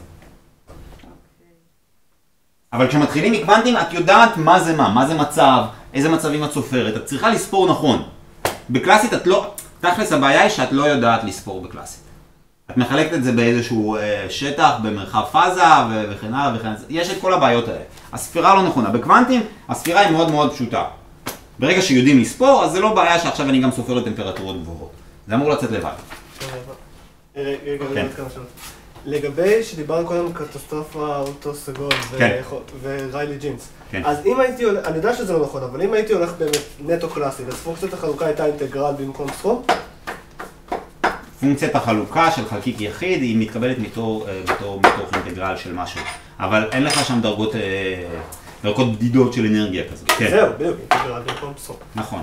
סבבה, ודבר אחרון, זה אולי פחות קשור לשיעור, אבל שדיברנו על ה-CMB לרגע. כן. אז כשה-CMB נוצר זה הטמפרטורה של פלזמה, לא טמפרטורה של מיקרוגל. בדיוק. אז כאילו זה הסתה לאדום, אבל... לא, הסתה לאדום היא מתרחשת עכשיו. זה כאילו, שאז הייתה טמפרטורה של 3,000 ומשהו, והיום הטמפרטורה של היקום היא 2-3 קלווין. כן. אז זה בגלל ההסתה לאדום. כן, אז רציתי לשאול, למה זה ממשיך להיראות כמו קרינת גוף שחור אחרי ההסתה לאדום? כי זה נשאר אותו הדבר, כי הם לא עושים שום אינטראקציה, רק הטמפרטורה שלהם יורדת. הטמפרטורה האפקטיבית, תחשוב על זה ככה, יש להם את אותה H באומגה, אוקיי? וההסתברות היא תלויה בטמפרטורה שלהם. הטמפרטורה יורדת, אוקיי? הם לא עושים שום אינטראקציה עם אף אחד. הם לא עושים. אם הם היו עושים אינטראקציה עם אף אחד, אתה צודק. אבל הם היו בשיווי משקל, והם נשארים כל הזמן בשיווי משקל. כי תכלס, הרעיון הזה של ההסתה לאדום, התיאור הזה, זה לא שהם באמת זזו אחד ביחס לשני. המרחב זז. ולכן אתה לא יכול להגיד שעכשיו אתה קיררת ולכן החלקיקים עכשיו יותר בקשר אחד עם השני. זה מין קירור כזה מאוד מיוחד, שבה ההתפלגות נשארת אותו הדבר, הכל נשאר אותו דבר, רק אפקטיבית הטמפרטורה יורדת. זה אבל סתם יוצא ככה, בגלל... האם אני יכול לקחת את המודל הסטנדרטי ולהכניס פנימה משוואות של התפתחות העולם ולקבל את זה? אני לא יודע. אתה צריך לקחת מישהו קוסמולוג כדי לשאול את הדבר הזה. אני לא יודע. אני לא יודע. התשובה היא שאני לא יודע. אני יודע שהקירור מתבצע, אבל הקירור הוא לא כמו קירור רגיל. לא קירור רגיל. זהו, זה למה אני לא מבין למה זה נשאר אותה התפלגות. כי הקירור הוא לא קירור רגיל. כי כאילו, תחשוב, כי כל היקום הוא נשאר אותו הדבר. החלקיקים עדיין בלי אינטראקציה, אוקיי? רק שהם, אתה הזזת אותם אפקטיבית אחד ביחס לשני. זה ההסתה לאדום, ואז זה כמו שקיררת לאט לאט לאט במצב קוואזי סטטי, אוקיי?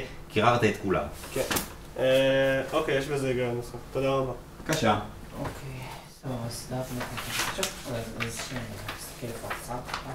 שאמרנו שקיבלנו חצי KB. כן. זה לדרגת חופש, כאילו אתה מחשיב דרגת חופש בתור ציר תנועה או בתור תנע זה דרגת חופש? לכל ציר תנועה, אוקיי, לכל ציר תנועה. אז אם יש לכל מה שבסוף מתואר במרחב האנרגיה כצורה קוודרטית, כצורה ריבועית. אבל אני לא תמיד אגיע לתיאור של אוסילטור, שכן. ברמה עקרונית, המילטון ג'קובי אומר שכן. אז תסתכלי, אז את יכולה להגיד או שאני אהיה מספיק קרובה לשיווי משקל, סתם, אז יש לי CV שווה NKB, שאין זה מספר המתנדים כאילו? כן, ברמה עקרונית את תגיעי למצב, כן, כי לכל מתנד יש הוא יכול להיות חופשי והוא יכול להיות איזשהו כלוא. אז הטענה היא זה שאפשר תמיד לתאר כל מערכת בעזרת כחלקיקים חופשיים פלוס חלקיקים, פלוס אוסילטורים הרמוניים. זאת אחת הטענות. אבל אפילו אם הם הופכים להיות, בואי נגיד ככה, אבל אפילו אם הם הופכים להיות חופשיים, אז יש לך כמות הדרגות חופש, כפול קיי בולצמן. שדרגות חופש זה מבחינתי חלקיק תלת ממדי XYZ, לא גם תנע? XYZ, אבל עכשיו את מסתכלת על כל ציר, ואת שואלת, אז בוודאי יש לו חצי MV בריבוע, זה בוודאי יש לו. אוקיי, השאלה אם יש לו איזושהי אנרגיה, משל עצמו, אוקיי, אנרגיה פוטנציאלית. וההנחה היא שהקירוב הראשוני תמיד של האנרגיה זה איזשהו אוסילטור הרמוני, ולכן אנחנו מסתכלים על זה כחצי KX בריבוע. כלומר, בכל דרגת חופש, הטענה היא שיכול לו להיות חצי KB מאנרגיה קינטית, ועוד חצי KB, אולי כן, אולי לא, אוקיי? מאיזושהי אנרגיה שהוא קשור למקום מסוים. אוקיי, תחשבי נניח במוצק. אז החלקיקים עדיין איכשהו מסתובבים סביב אזור מסוים. הם לא יוצאים לגמרי החוצה. זה לא שזה הופך לגמרי. בגז אין את זה.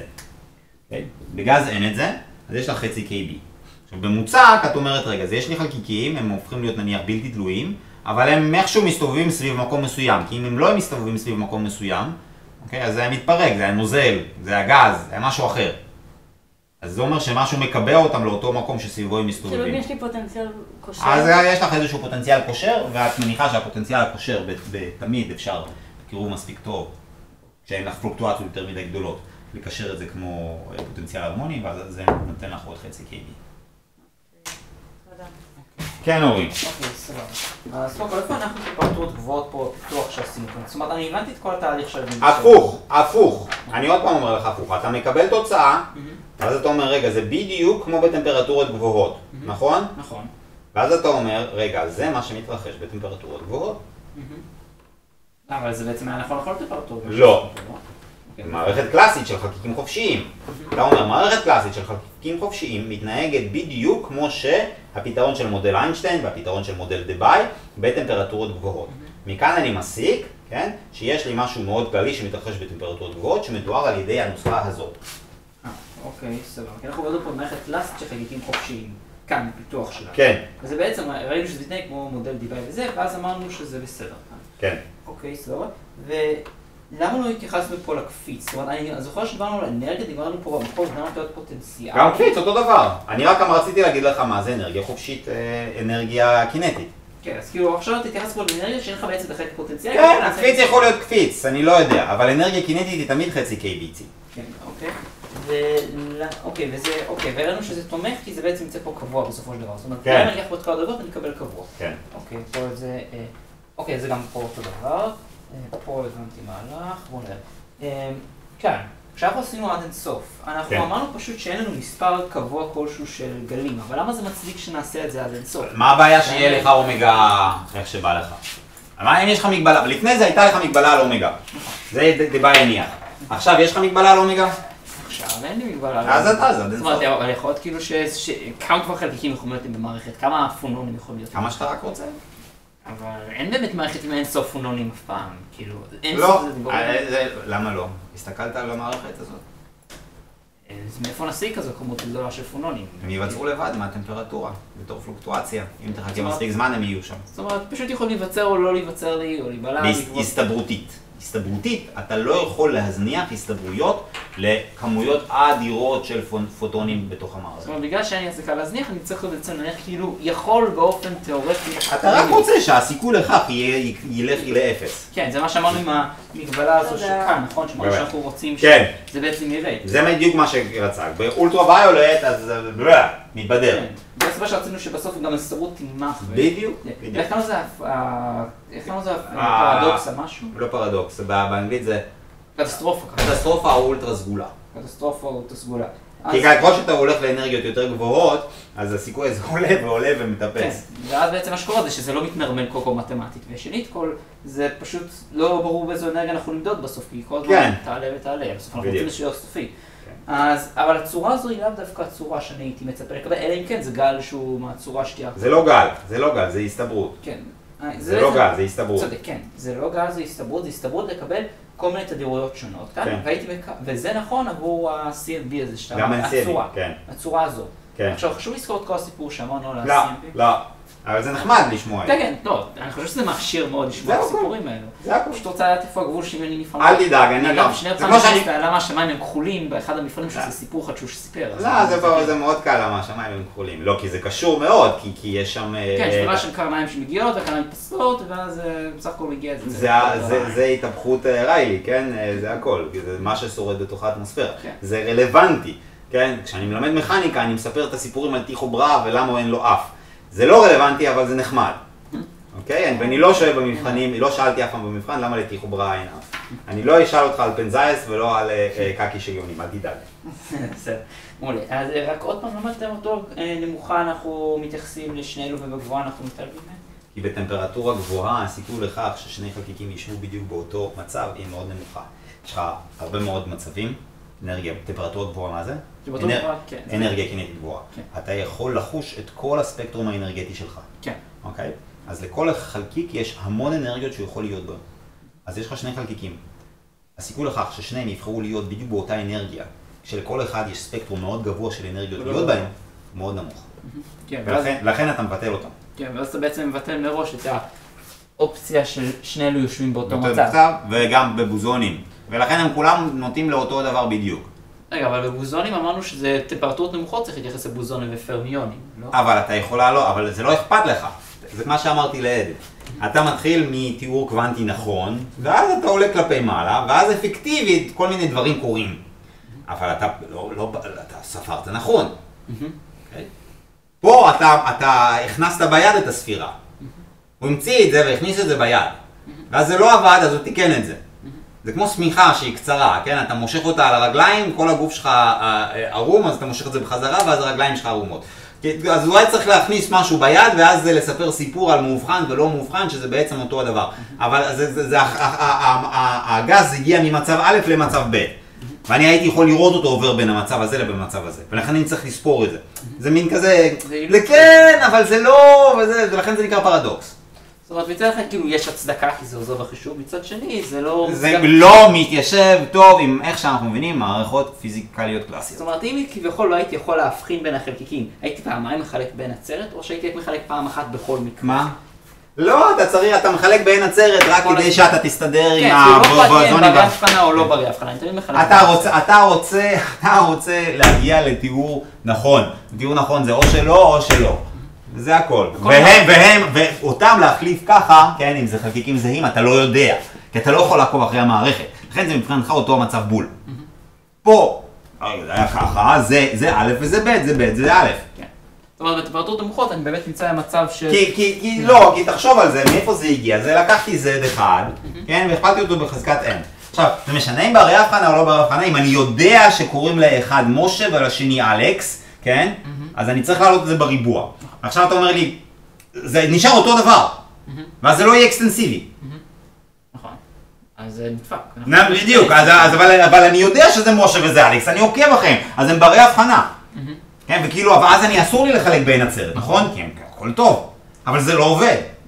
למה זה לא עובד? כי זה לא אקסטנסיבי. כן, כי זה לא עובד, כי זה לא נכון, כי הספירה שלי הייתה לא נכונה. אם הייתי מראש לא יכול, בסוף, אני לא יכול לקרוא לזה משה, וזה לאלכס, לא יכול.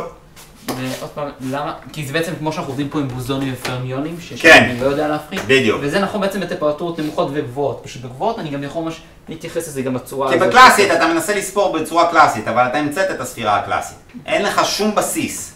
אתה המצאת. הדרך הנכונה היא תמיד דרך קוונטית. כן, ובבוזונים ופרמיונים אני יודע כבר שבפרמיונים בטוח לא, אבל בבוזונים בטמפרטורות גבוהות הסיכוי שהם להימצא ביחד הוא בעצם מאוד מאוד נמוך באותו מצב, כי יש להם ריינג' של מצבים בגלל הטמפרטורות שהטמפרטורה גבוהה מאפשרת להיות במצבי אנרגיה רבים. רגע, אני רוצה פשוט לחשוב על זה, ופה אני לא יכול להבחין בין החלקיקים. נכון. אורי, אני חייב ללכת. שאלה אחרונה. כן, שאלה אחרונה. אוקיי, שאלתי לך במייל לגבי העניין הזה של המסה. איך אני יודע בעצם מה המסה כביכול של התדירות כאן? אתה לא צריך את זה. אנחנו פשוט סתם אומרים... סתם, אנחנו ממציאים מה זה האומגות האלה. כן? הדיאיים האלה, אנחנו ממציאים את זה. אתה לא צריך את זה, בגלל זה דיבאי פיתח, דיברנו על זה כבר, בגלל זה דיבאי פיתח את כל התיאוריה הזאת שלו, מהי צפיפות מצבים של האומגות. אתה לא יודע לחשב את זה. אוקיי, זאת אומרת, פה אנחנו מניחים שמלכתחילה היו בלתי מובחנים, ואז בגלל זה אני כבר ממשיך עם הקטע של הבלתי מובחנים נכון, כל הזמן. כי בוזונים, כי חלקיקים קוונטיים הם אכן בלתי מובחנים. חלקיקים קלאסיים הם תמיד מאובחנים. תמיד. אתה תמיד יודע מי זה מי, כי אתה יכול לעקוב. למה חלקיקים קוונטיים לא מאובחנים? חלקיקים קוונטיים לא מאובחנים, כי יכול להיות את המצב הזה אני יודע באלקטרונים למשל שהם לא מאובחנים, כיוון שאם החלקיקים זהים, אז אני לא אוכל בדיוק לדעת מי זה מי. כל זה מגיע מכל מיני תנאים קוונטיים על פונקציית הגל שלך. ואין את התנאים האלה בקלאסיים. אז אין משמעות ללא מאובחנים בקלאסי. אין, אתה יכול לדעת מי זה מי ולעקוב אחריו. בקוונטים אתה לא יכול לעקוב אחרי חלקיקים. ובטמפרטורות גבוהות בעצם אין לי אינטראקציה בין החלקיקים, כי הכל מאוד מאוד קרוב. סוג של. אוקיי, סבבה, תודה רבה. ביי ביי. להתראות. רגע, אז ביום שלישי אין שיעור, נכון?